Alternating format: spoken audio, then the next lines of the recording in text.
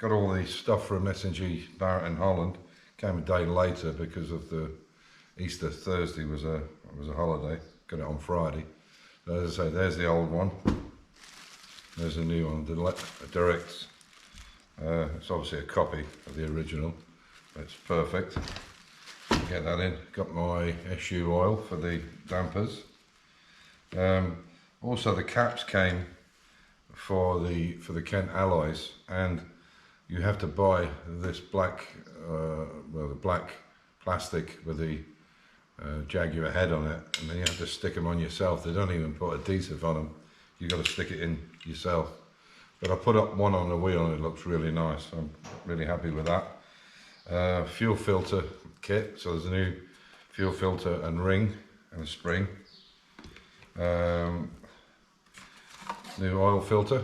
So got the oil, the 2050. I always try and use this this liquid moly, which is for classics. Whether it's better or not, I don't know, but it seems good, and I've been using it for years now. So complete set of new plugs for it. I've got NGK instead of Champion. They're better plugs. Set of points and a condenser, and these are basically 6 little washers that go on the banjo unions for the oil lines. There's actually 6 in a kit, but I only need 2 to go on to the E-type where the oil gallery is on the back of the engine. So we'll clean that up, change them, take the copper crush washers out and put these in. And a friend of mine, David, in America, they've got like a rubber insert in them. I mean, I'll try and take a picture and I'll show you them. And they've got a name as well, which I'll put up for you. But they've got like a rubber insert with a metal outside, and it really seals well. He said once they're on, they never leak.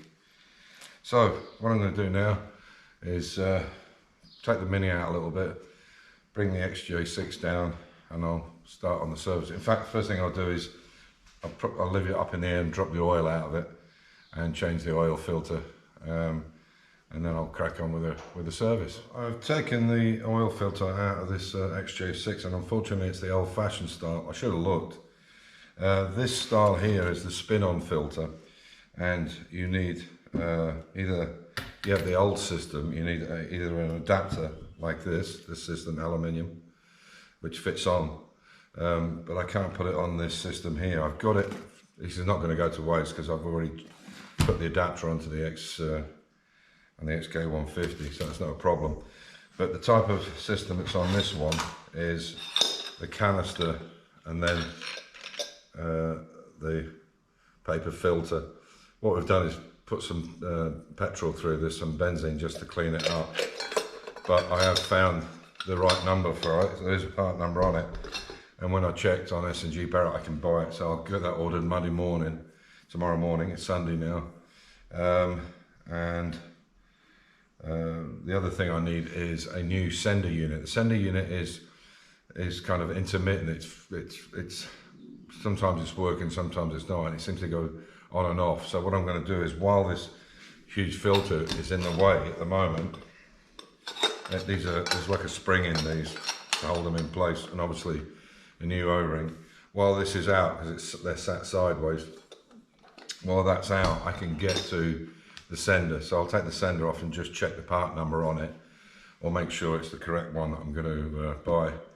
But what I'll do is just not take the oil out just now, but I can do the other things. I can change all the plugs, do the points and the fuel filters and stuff like that, so it's ready. And as I said, if there's a problem and it's going to be there's nothing in stock, it shows they're in stock at the moment, these paper filters, but if they're not, I could always pop it back on and change it at a later date. So we'll see how we go from there. And just to show you what these Kent alloys, I've checked them now on every wheel, so I know they're good. So all I'm waiting for is the long dome studs that are coming from apparently have to come from the UK to Holland and then to me, so it could be a couple of weeks, but I won't have the tyres changed until I've got them. So this is how it looks with the cap in place. Oh, and obviously, as you can see, there's the cap in place, and obviously that would be the logo on it. So we have to glue them into place, but they're going to look really, really nice, I think. Fortunately, I can't hold it at the moment, but there you go. So that's how they should look, and I think it will really brighten the car up. So these are the two seats from, they're brand new, they're from a Jaguar XF series car. Had them for many years. I think they fell off the back of a lorry at the Jaguar factory. Who knows? Anyway, the fact is they're new. They just need a bit of a clean up. So what Amir did, he took one down, and Ahmed got the electrics to work. So they're straight off a battery at the moment, as you can see. But we've got it where we think's the right position, and as you can see, they move backwards and forwards. They go up and down. Even this reclines and goes forward. So we know where the furthest is we want it. And so this is roughly where it is right now, and we'll do both of them at the same. So I've just put this sheet of metal on it just now, just to see where we are, and a block here, because we've got this little upset. At the moment there's 8 bolts holding this cab on. So when we build the back, what we want to do is, obviously it has to be solid without the trunk lid or the boot lid. And then what we want to do is be able to bolt it to this chassis or another chassis if we've ever built one. So that's the story. But yeah, it as far as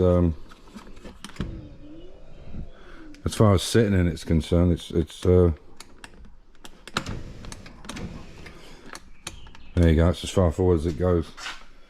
But we can adjust that, and obviously the other seat's exactly the same. So, and you can see now these have come completely back in again. So what I'll do next is to take the seats out.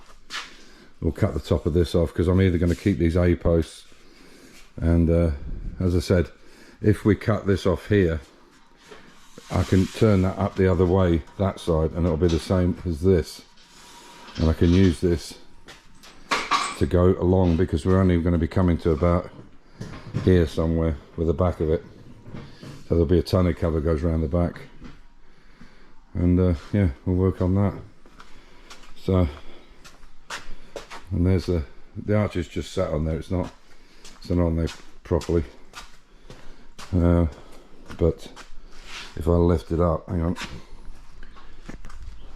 Can you?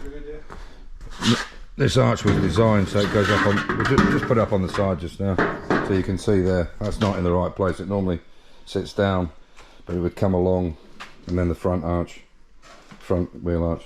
But you can see where it would come to, and then we just make this nice slopey back on it.